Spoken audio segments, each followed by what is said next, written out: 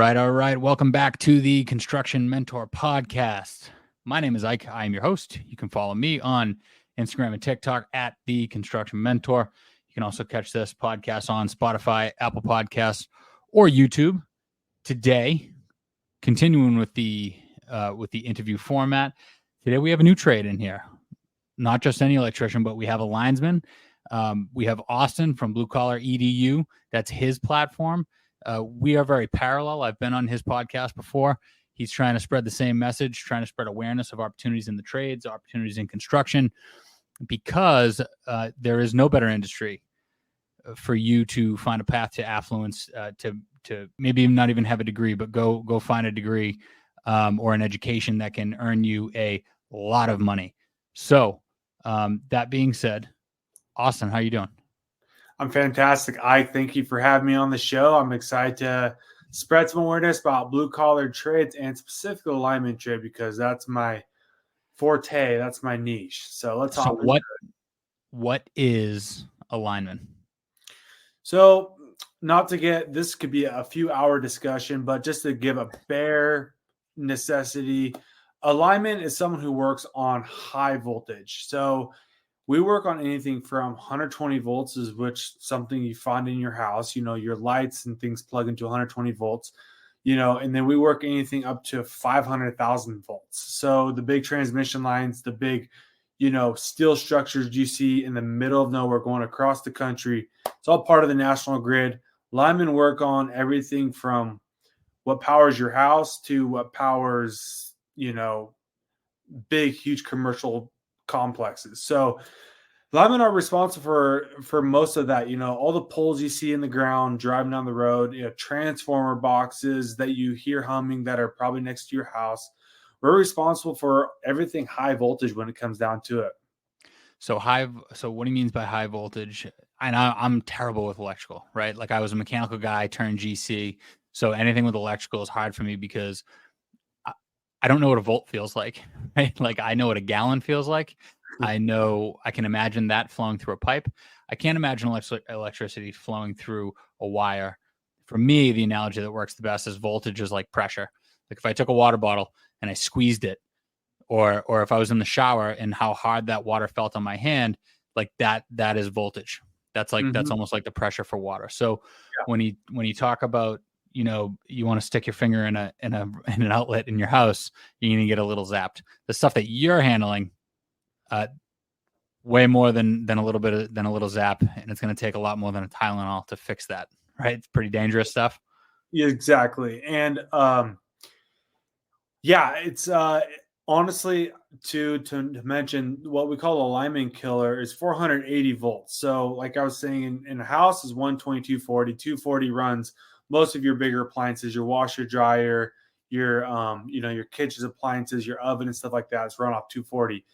But you get into bigger, more commercial or industrial buildings, we do three-phase stuff. So 277, 480 is the lineman killer. So what actually kills someone or stops their heart is amperage. It's not so much the volts, it's the current that kills. So the lower the voltage, for the most part, the higher the current. Now, of course, if you were to go phase the ground on a 7200 system, 7200 volts, that can kill you pretty well instantly, of course. But, people take for granted it's a lower voltage, so it's not that big of a deal, but it actually does more damage. And anything over 600 volts is actually considered high voltage, but I wouldn't mess around with 122, 40, 480. That stuff will kill you as well. Yeah, so if you're in a big commercial building and you have like an air handler or a chiller or something like that, those usually have 480 volts. And when you get out to the street, usually that's when you get the even higher stuff, which is what Austin is talking about. And so there's two things that I want to touch on here. Number one, I live in Florida. I went through my first hurricane last year, Hurricane Ian, and linesmen were like God's gift to the world overnight, right? We love those guys. I had a guy, a friend of mine that's from upstate New York. He came down and I think he made 24 grand in a month, right? So that was a lot of money. Now, I think it's a well-paying trade because of the risk, right? And we use the word killer. And I see people in my DMs and I see people in my comment section all the time talking about how dangerous it is and how you're taking your life in your hands every day when you go to work. I mean, are you just a lucky guy that you're alive and healthy, and or is it dangerous, but are you able to operate in a safe way? Like, do you fear for your life every day when you go to work? I absolutely do not. And here's the thing about the trade. We could get into like a union versus non-union, and the thing about the union going through getting into the lineman trade is you're going to go through a comprehensive 7,000 hour apprenticeship, which you're familiar with what apprenticeships are. It's on the job training, it's in the class learning. It's a combination of 7,000 hours out in the field, training, working, getting paid, working with other linemen on crews. And then another 160 hours of in-class learning where you're going to school every other Saturday or 1 week in a month and things like that. So you're learning how to, work in a safe manner and prevent these accidents from happening. If you look up on Google right now, the top 10 most dangerous jobs in the world, lineman's not even on there. A lot of times it's just like construction or like these other things, because we're for the most part very well aware of what can kill us instantly. And so we take the proper safety measures, and the way we work, it's according to, so we're looking out for each other at work every single day. And it's dangerous. Yes. Can it kill you? Absolutely. And now you're talking about that hurricane in Florida last year. I was there. I ended up going to that one, and I spent, 2.5 weeks down there. And hurricanes and storms like that, they can be very dangerous. And the reason why is a lot of the times you'll have 100,000, let's just say 40,000 linemen on property in a, couple 100-mile radius. Mm-hmm. So you have all these guys working, you have all these different systems. People are working on a branch line here, but you're working on the same circuit here. If they heat it up, we might be down the road on the same line. Like, we have to test, we have to ground, we have to make sure we're taking every safety precaution possible, because there's so many people out and about. You have to constantly be checking your back, making sure, so-and-so down the road isn't going to heat up the line you're working on. That's going to kill you. And I want to talk about money, because that's the big thing everyone talks about. Everyone who's interested in lineman trade, they're like, yeah, I can make so much money. And you can. When I was in Florida last year, like I said, I was down there for 2.5 weeks. I think I was roughly making, if you want to do the math, $1,800 a day take home. Well, I always claim 99 when I go on these storms. So, I mean, I think storm and things like that, storm response should be tax-free, but we need to get into that. But I always claim 99. Yeah. I was usually making around $1,800 a day on storm. So if you want to do the math, $1,800 times, let's see, that'd be about 21 days or so. That would be 3 weeks. Then, yeah, I took home about that much money. And now on a daily basis, like right now, I'm working in Phoenix, Arizona, working out of IBW Local 769. And I believe the regular hourly pay rate for a journeyman lineman here in 769 is $58 and some change. It's like $58.32. So that's 106. That's 116 grand a year before overtime, and that's not in the package, though, right? Yeah, if you're working 40 hours a week. No one here is working 40 hours a week. Yeah, nobody's working 40 hours a week. You're working so much work. Phoenix is one of the top 3, top 4, top 5 biggest growing cities in the country right now. The amount of building going on, it's insane. It's growing up, and it's just, there's so much work, to building these massive housing developments and apartment complexes, and businesses are booming here. And someone's got to put power to them, and that's what we do. So we're running underground power lines, we're running overhead power lines.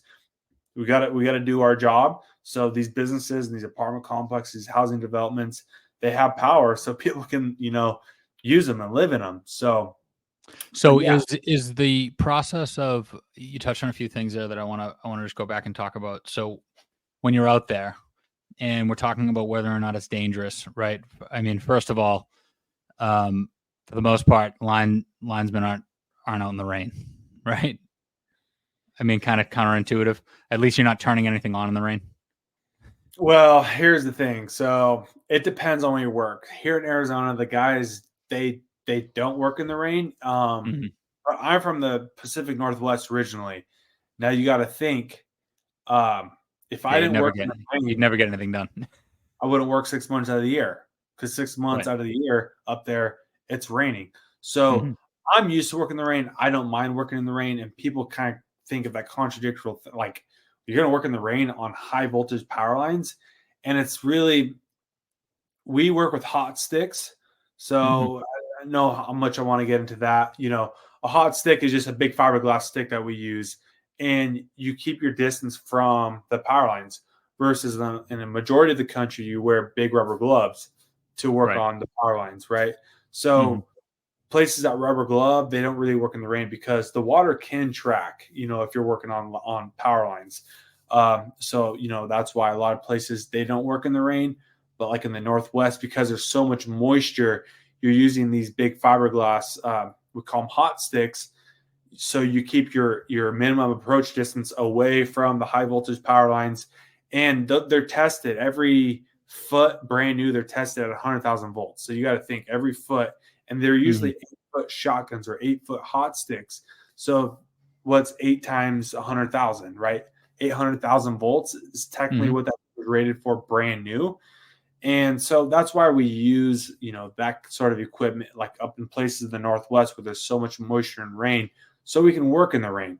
So there's kind of a little tidbit of And that. I would imagine, so, I'm obviously, I don't do infrastructure, right? Like I'm not out on the lines, and I'm not doing any kind of like, new development site, civil stuff. Everything that I've done has always been either a structure out of the ground or interior to a building. So we would call that a lockout tagout. And what I'm referring to is, like you mentioned, when you're out in the field and you're working on something and you don't want somebody behind you making it hot, right? You don't want anybody turning it on. In other words, he's working on a piece of wire that may not be connected to anything, but there's no electricity pumping through it because it's shut off. The breaker or the disconnector or the switch is basically off. Is it called a lockout tagout for linesmen? Is it the same type of process? I would imagine there's some sort of comprehensive, checklist that everybody has to go through and talk to everybody before they can do anything. Yeah, so we have a sort of a system. It's kind of like a lockout tagout, and it depends. It's also different. It's different depending on, like, if you're just doing regular work, like what we're doing right now. It's just regular work versus storm work. So like storm work, because there's so many linemen on property. Let's just use Florida Power and Light for example, because that's kind of where you're from. There's no way they can handle the influxes of a foreman calling in and getting a lockout tag out on the wire they're working on, the whatever they're fixing. So a lot of the times we have what we'll call it's what a lockout tag out tag looks like, right? You put your phone number on and then information on it, and so we'll put it on a fused cutout. So someone can, but someone would have to be really, really, really, really stupid and want to screw somebody over, potentially kill someone. They go up there, take that tag off, and then heat the line up. That's not practice at all. So there are ways we obviously mitigate and have protection versus we also have grounds on our line. So if someone were to close that cutout in, essentially close the fuse and heat the line back up, we'd have grounds on the line, that the primary high voltage is direct to ground. So if it does, it'll pop that fuse instantly, and whoever is working hopefully doesn't get hurt at all. And I imagine this is all part of the training. So you had said that you were in school / working for 7,000 hours. That's the equivalent of like 4 years, right? So it's in a 4-year apprenticeship, and I'm sure you go over this stuff over and over and over again. One of the things that people always are apprehensive, I guess it would create apprehension to come into the industry, is that they don't want to take a pay cut, or they feel like they're going to get slave wages is the only phrase that I see people use. First year apprentice, or maybe even a helper trying to wait to get into an apprenticeship. Because I mentioned that a lot. Like a good way to get in an apprenticeship is to try to get some sort of labor job or helper position when while you wait, because usually it's like once a year that you have to sign up, and then you get in. And that's a good way to get in with a shop, is to show them, that you're competent and that you're hardworking, and then they'll kind of sponsor you to get you in. So how do you get in? When you get in, is there a helper position? Is there only going in the first year? And what do they make? All right. So I'll kind of just, anywhere you get in the country, if we're talking about the lineman trade specifically. So everywhere in the country, it's a little bit differently. In Arizona down here, I think I can't say exactly the number, but they'll open apprenticeship, what we call the SWOLCAT, Southwest Lineman, basically apprenticeship. And so they'll open the application 2 or 3 times a year, and then you apply, and then you do an interview, and then as your name, depending on the experience and how well you do in your interview, you get put on a rank list. And then if you become number 1, your name gets called out. You become a pre-apprentice, which is a groundman or a helper. You're not an apprentice yet. So you'll become a pre-apprentice, and then basically you just have to wait until you get a call to go to an orientation, which is a hands-on skills test. I think it's a few days long. Don't quote me on some of this stuff, but it's a hands-on test where like you go in and they test you. You got to dig a 6-foot hole in a certain time frame. You got to carry a 50-pound log to and from places, and these are all time things. I think there's like 9 or 10 different tasks that you have to complete, and you can only fail 2, I believe. And then your third one, if you fail, well, you're out, and the next person's, they get the opportunity. So you become a pre-apprentice, and I want to say pre-apprentice wages right now in Arizona are like $26, $27 an hour. Now, as soon as you become, pretty good considering you have probably no work experience and you're making 50 grand or 54 grand, and that's more than the average college graduate makes. So no college degree, just starting out with no experience. Literally, your job title is helper, and you're making more than the average college graduate right now. At no right. debt. So not to mention, and we can get into, that's a pre-apprentice. As soon as you get dentured as an apprentice, your pay goes up, like, for the most part around the country, whether you're a pre-apprentice or a groundman or a helper in the lineman trade. As soon as you become an indentured apprentice, you get like a $3, $4, $5 pay raise, just like that. So in Arizona, you go from, and don't quote me on these numbers again, these are rough estimates just from what I know. So you go from 28 to like 33, 34 bucks an hour as a first step. And then every 6 months, every time you step up. So first, it's 7-step apprenticeship. So every step is a pay increase of depending off the percentage of the journeyman rate. So if journeyman rate in Arizona is 58 something dollars an hour, as a first step, you make like 65% of journeyman rate. And then as you become a second step, you make 70%, then it's 73%. And then basically once you become a 7th step, you're making like 95, 96% of journeyman rate. And then you complete the apprenticeship, you become a journeyman lineman. Now you're making journeyman wage anywhere you go. And anywhere you go in the country, it's different. California journeyman wage is like $67, $68 an hour right now. $67 an hour. Wow. That's now get this, 134 grand a year. And now get this, and California, they just passed a contract.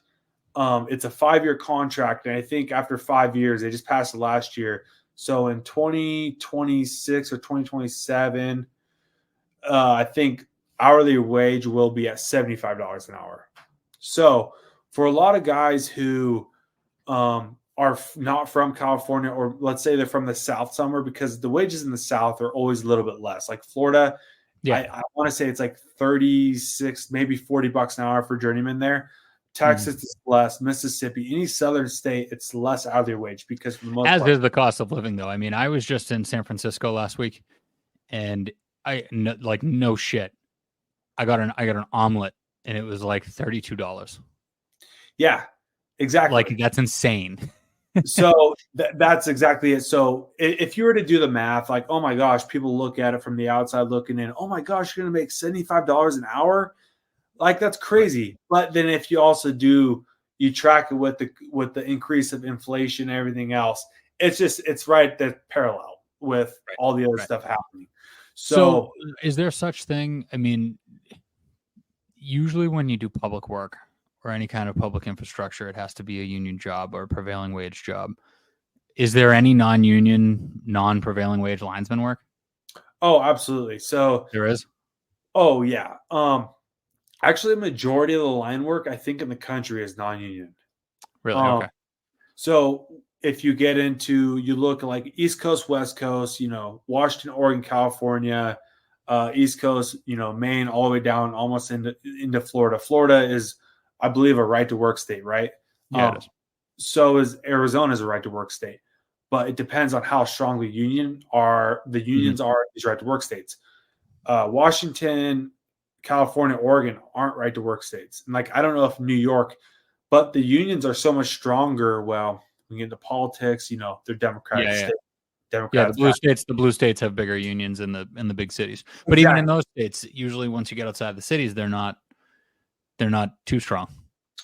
Exactly. So you get into states like Tennessee, Alabama, Louisiana, Mm-hmm. Texas.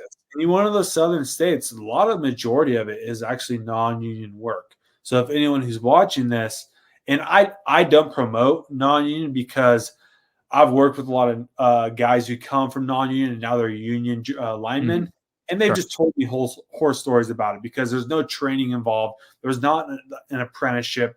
You get hired on as a Class C lineman, and then you just like start working, and there's no real like official training and stuff. You just show up to work and you start working. Yeah, it's less. There's no structure. I mean, you might be able to get into a mentorship, or I mean, I wouldn't say that I'm pro union or not pro union, but I will say, as somebody that's worked on both job sites, the education level on the union job sites is far better from top to bottom. I mean, yeah, on a non-union job, maybe the foreman and maybe a few ace people in the field know what they're doing, but there Mm-hmm. might be 10 guys that really don't, and they're just doing stuff because they were told to do it. Whereas on a union job, everyone is guaranteed a minimum level of understanding. Now, what does that mean for people out there, right? If you have an opportunity, you should be looking for the best training program, no matter what that looks like, right? And the union is a great opportunity. What would you say your local was? 679? In Arizona, it's 769. 769. I got the numbers mixed up. Yeah, you did. But like I come from Northwest, the Pacific Northwest. So my local union, IBW, like where I became a journeyman and went through the apprenticeship, is 125, which is Portland, Oregon. I mean, there's unions all over. There's unions all over the country. Right. I will say, anyone who's watching this or listening to this, if you're from one of the southern states and you want to get into the lineman trade, I'm not telling you not to go get experience non-union. You just have to really watch your back if that's something you want to do. I will tell you, and I just had an apprentice. He just got moved to a different crew, but he did a year and a half or so doing non-union work. That's where he got his experience. And then he applied at the Swolecat at the apprenticeship here in the South, the union apprenticeship. And then, he had that experience under his belt. Now, of course, unions are going to look at it like, yes, well, let's get any non-union person we can to come in, pay your union dues. It's a whole business thing too, of course. Yeah. So, I mean, I don't know. I just like it because of the training. The apprenticeship, I say you can't beat it. Like you said earlier, it's 4 years. It took me 3 years, 3 months. But it's because I was also working a lot, and it was based off how many hours you're getting per month and XYZ. You can't beat the training. It's free. It's free training. Actually, it's paid to get trained and then become a journeyman in a skilled trade. That's ultimately a very lucrative career path that you can be on. Now, when you guys go to these different states, does everyone make the same money, or do you make what you make in your own home state in an emergency situation? An emergency situation, you're talking like storm work or just? Yeah, like, I mean, if somebody shows up from Texas and another guy shows up from California, are they making Florida wages, Texas wages, or California wages? No. So if you let's say you traveled from let's say Florida to Phoenix and you took a job out of IBW local 769, you're going to be getting paid whatever the 769 contract is. So 58 something dollars an hour. The annuity you get, I can't tell you exactly the number. They take a percentage of your hourly rate, and they take that and put it into a retirement plan. Your medical and all that stuff is covered. So yeah, wherever you're working, you get that contract scale. So that's why a lot of guys, to go back to California, make so much money in California, and they make stupid amount of hours there. I don't know one guy that goes to California and works for a year who makes less than $300,000 a year. If they work there for a full year, it's almost guaranteed you're going to make over $250,000. And that's like, because they don't work 50 hours a week. They work 60, 70, 80 hours a week there. It's crazy. Right. Well, I mean, they have a tough time keeping the lights on. So they get a lot of work to do. Let's just be honest. No politics. Hey, no, that's how it is. They're putting a lot of overhead, with the wildfires and stuff the last few years. PG&E, Pacific Gas and Electric, they're on an initiative by I think 2027 or 2028 to put 100,000 miles of overhead wire underground to mitigate, for fire risk and wildfires. So other than, making a good wage, and a way above average wage and lifestyle in Arizona, and traveling around and saving people when the wind blows too hard and knocks out their power, what's next for you? Are you thinking, whether you want to or not, what are the opportunities that are there for you? Linesman forever? Could you go into management, maybe an outside super project manager? Could you start your own business? What is the limit for a linesman in your eyes? Man, the limit, there really isn't much of a limit. And this is a great thing about not even the lineman trade and all trades. And we're using lineman trade here because that's my niche. But man, I got into the lineman trade at 20 years old. And then, if I want to stick with the company, you're a journeyman lineman working, you complete the apprenticeship, become a journeyman, and then you can become a foreman. You become a foreman, maybe, you get the experience, the exposure. The company might see if I'm working for a contractor or for a private utility, they might see, man, this guy has his stuff together. And they'll offer you a general foreman position, which a general foreman for the most part is the guy looking over a handful of crews. Right. Yeah. So a foreman runs the crew on one specific spot or job or project. General foreman would basically be somebody that runs several crews. Regular foreman would be somebody that's running a handful of people, maybe 3-4 guys on one specific location or project. Where do you go up from general super? So, I mean, yeah, then we even have supervisors, superintendents above the general foremans. And now superintendents are the boss, right? They're the boss of the GS, the foremans, and everything else. They're usually the ones that are in charge of a big job or multiple jobs going on. But no, I have seen guys personally, and they just got into the trade as an apprentice, become a lineman, and became a foreman, became a GF, become a supervisor. And I've seen guys go many different routes. They've gone, become a project manager of sorts, where they draw out and engineer jobs, like an office job, right? But they don't have a college. They don't have no degree. They just have the experience. They have 15, 20 years of experience in the field. And then they went into an quote unquote office job. So now where they design jobs. Here it's common. The guys become what they call a CC, which is a construction coordinator. And they're essentially the ones who, they get a job and then they go out, they draw out the whole job. They go out, they plan the whole job, and then they give that job to a crew. There's many different routes you can go. And you mentioned, can you start your own company? And yes, you can. A lot of guys, a lot of linemen, they've started their own company when it comes to storm restoration companies, stormwork companies. That's kind of a common thing to do, because in those instances, in those situations, using a handful of trucks, and then you just a storm happens and you just find a utilities property to go work on. telling them you have the manpower and the trucks to do it, and then you just like sign a contract, and then you go work on that property. So I've seen a lot of guys start their own storm contractor companies as well. There's a lot of movement, and a lot of guys for a whole entire career for 30, 40, 50 years, they just stay just a lineman. They just work on a crew. And that's where I'm at right now. I want to get as much experience as I can. I'm like, I've learned like 5% of the trade when it comes down to it. There's so much for me to learn. There's so much for me to see. I'm only 27 years old, and I don't feel right to take like a foreman spot, over somebody who's been in the trade for 10, 15, 20 years. They know more than me. And I have so much to learn that I don't feel like I'm in a place where I could even take a foreman spot, even though it would be good learning experience, good learning curve for me. I'm always down to learn new things. But I won't rule it out. I like to give myself, a handful of more years just as a journeyman on a crew, learning and working.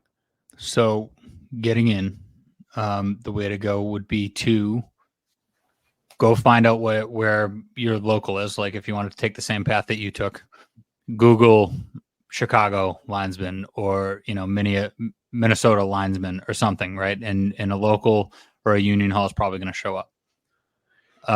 From there, reach out to some of the companies, see if there's a helper spot, find out when the signups are for the union that year, and apply. Is that how people do it?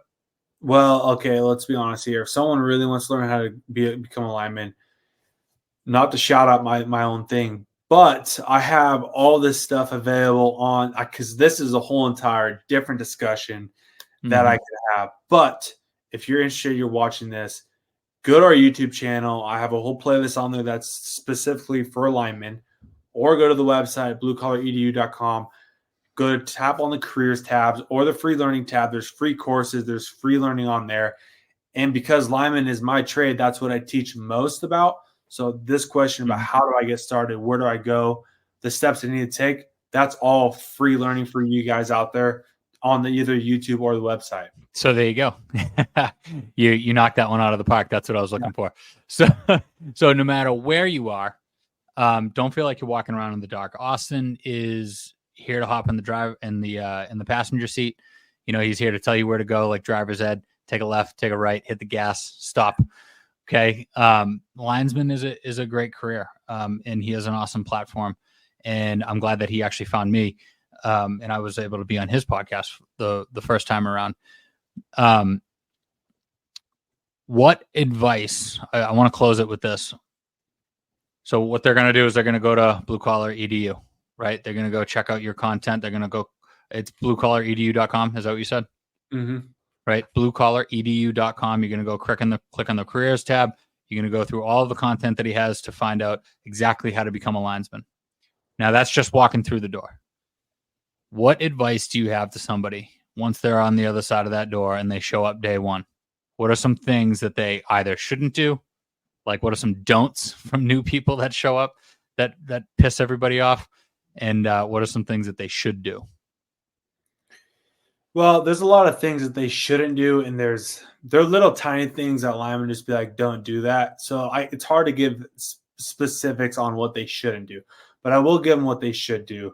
And that's be curious, ask a bunch of questions that, they always say there's no such thing as a stupid question in the lineman trade. Like, okay, there might be, but like, even as a lineman myself, I still ask stupid questions, but like, I just ask a question. If someone gives me crap about it, I just be like, hey, I just want to know.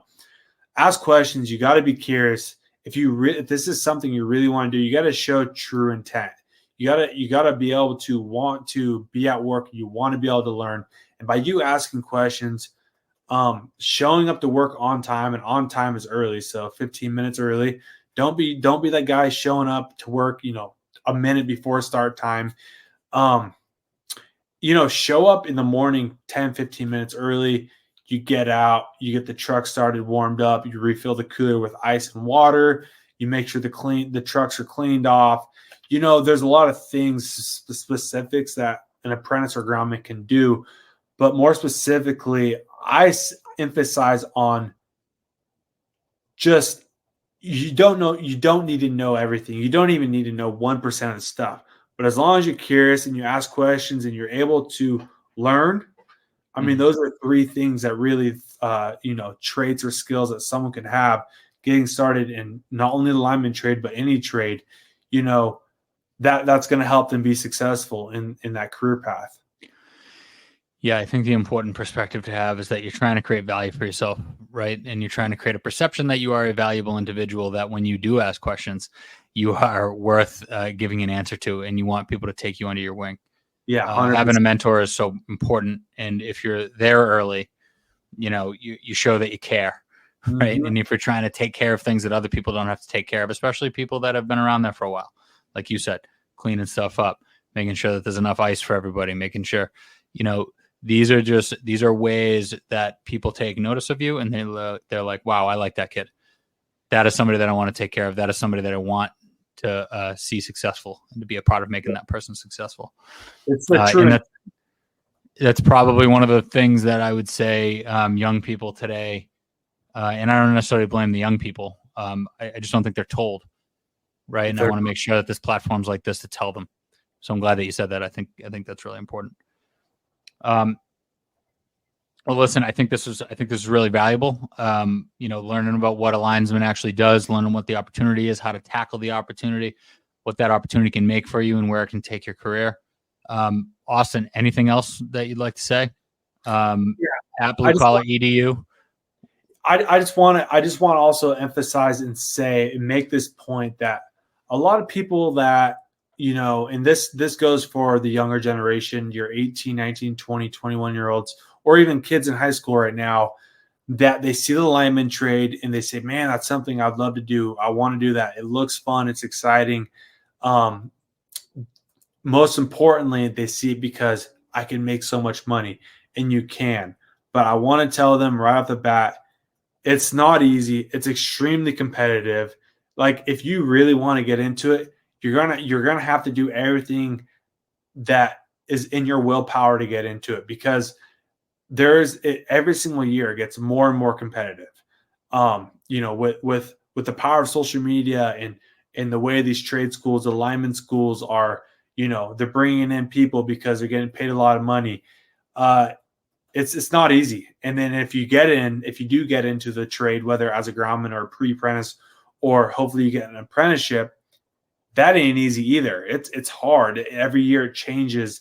A lot of the curriculum inside the apprenticeships now are kind of like college. It's online. It's learning, off your laptop. Like, there's tests, there's things you have to know. And if you fail, you get kicked out. So, like, it's not easy. And there's a perception out there that, like, I just want to get into it because it make a lot of money. But I just want to let you know that it's not easy to get in. And once you're in it, it's not easy at all either. But if you really, really, really want it, you'll go get it. Yeah. So what you're saying with competition is that there's not a lot of seats, right? They can only take so many seats in this profession. Mm-hmm. And if you get it, getting it's not even probably half the battle. Then you actually have to go show up. You have to show up on time. You can't fail a drug test. You have to, there's tests that you want to, that there's more than just academic tests that you want to pass, right? You have to pass a drug test because nobody wants to work with a lineman that's going to be high. Right. And usually that's like a 1 strike rule. Okay. Mm-hmm. So you got to show up to school. You got to do well on those tests. You got to show up to work. You have to have a shop that wants to get your back and that wants to employ you and that advocates for you. I can't tell you how many people I know that grew up that got thrown out of unions. Not even just one. Most people that I know that got thrown out of one got thrown out of at least 2 or 3. Mm-hmm. Because they hold a high standard, right? You don't just make that kind of money. I mean, you mentioned a few states where you make over $250,000, no problem. You make before overtime, you're making $120,000 or $134,000, and nobody's just working 40 hours a week, right? No. So, those numbers, those salaries or those wages are so high for a reason. You have to live up to it. Exactly, 100%. So listen, man, go follow Austin at Blue Collar EDU. I'll tag him in some of the posts. And Austin, I appreciate you coming on, man. I know that I know you got to get up early tomorrow. You're probably getting up at the same time as I am. Yeah. Yeah. Oh, I So know you do. yeah, I'm usually up at 3:45 for my time. So I mean, you're up at 3 your time. So that's early, man. That's early for most people, but we get it in. I'm We saying work really it's hard, not and then we do easy this. for a lot of for anyone out there. Like it's not easy. Like you see the social media post, you see it. Oh, it looks so much fun. Oh, you can make so much money. Like it's fun, but like it's not easy at the same time. You know what I mean? You got to want this stuff. Yeah. I mean, to make that kind of money, to make over $150,000 a year puts you in the top 4% of the country. Right. So if you're going to do that, if you're going to make extraordinary money, then you got to do extraordinary things. You got to do things that the 96% of people won't do. And that's get your ass out of bed and get to work. Exactly. So, all right, man, I appreciate you coming on. Again, you can follow that's this podcast on Spotify, Apple Podcasts, YouTube, and you can catch me on TikTok and Instagram at The Construction Mentor. I love everybody, and I'll catch you next time.